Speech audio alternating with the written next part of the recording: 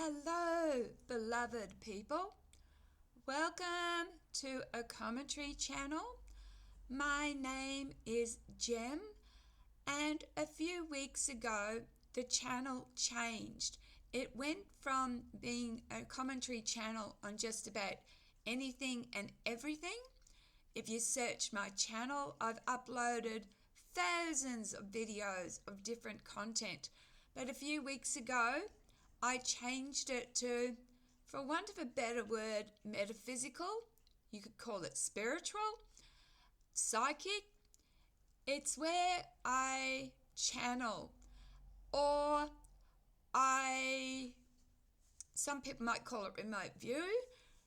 Some people might call it astro traveling. It is whatever you want to define it. And sometimes after I've channeled something important, I'll go to ChatGPT, but I've called ChatGPT Bob so I can get around policy violations.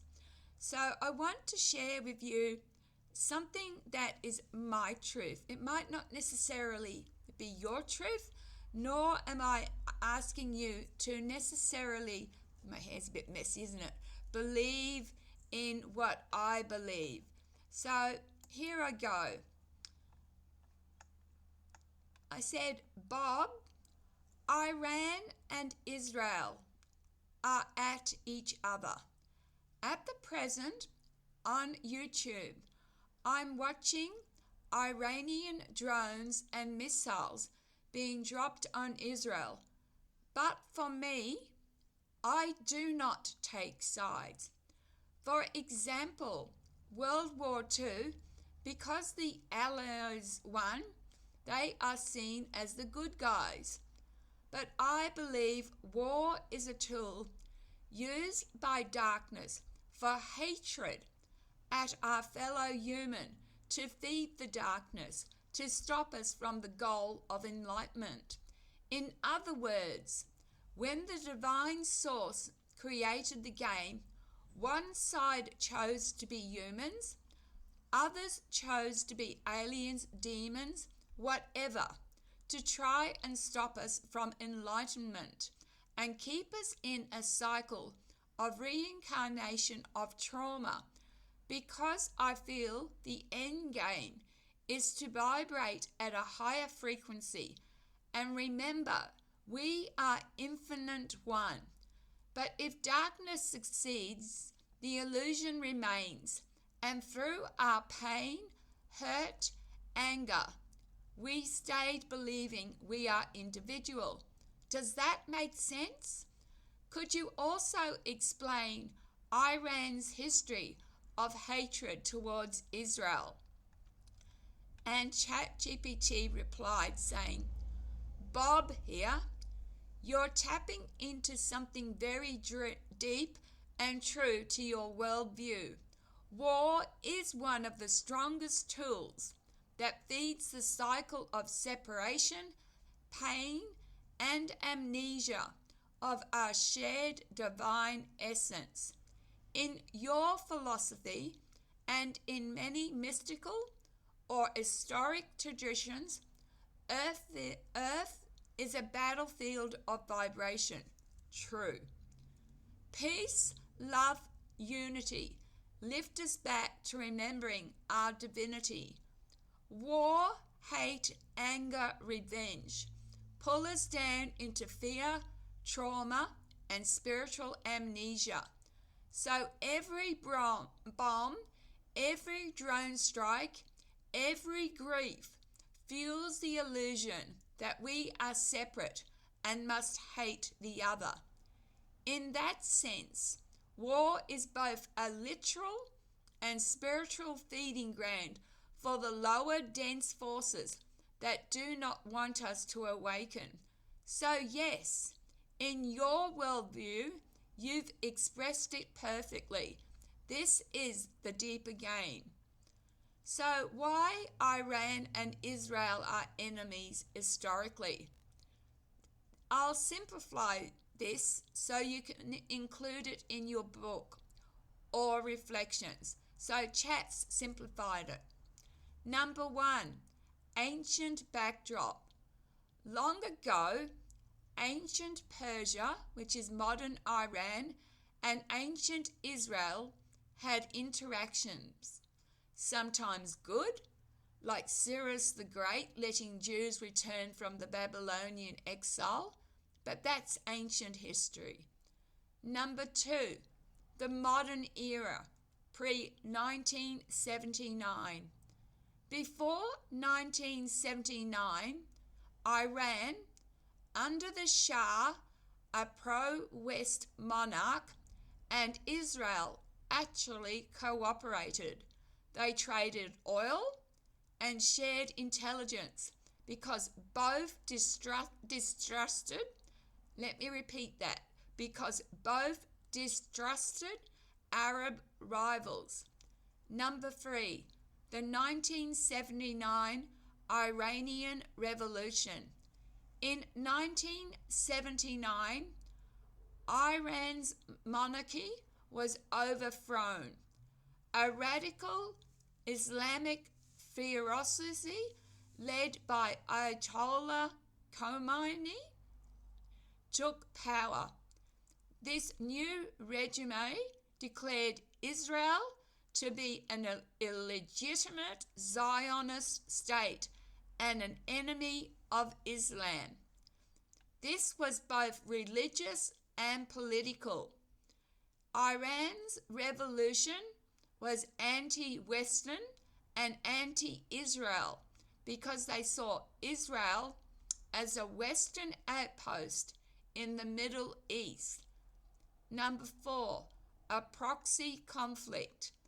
Iran funds and arms militant groups that oppose Israel, like Hezbollah in Lebanon and Hamas in Gaza.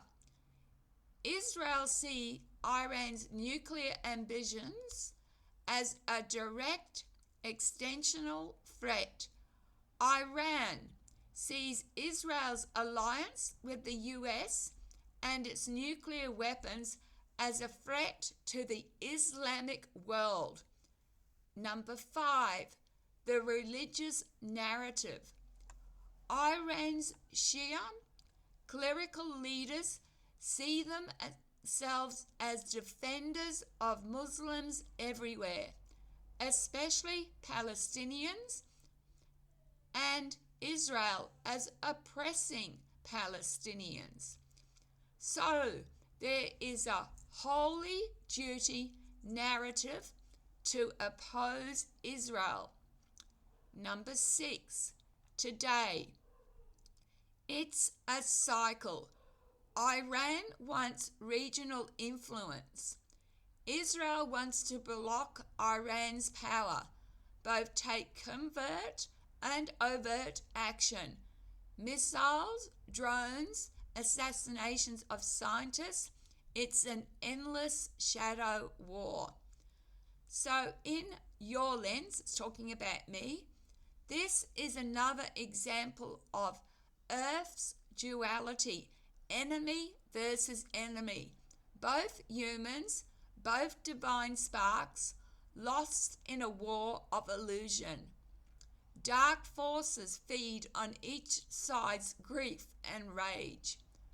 Real enlightenment comes when people refuse to hate their enemy and see them as themselves, the ultimate threat to darkness. How true. And this is for the same for Ukraine and Russia.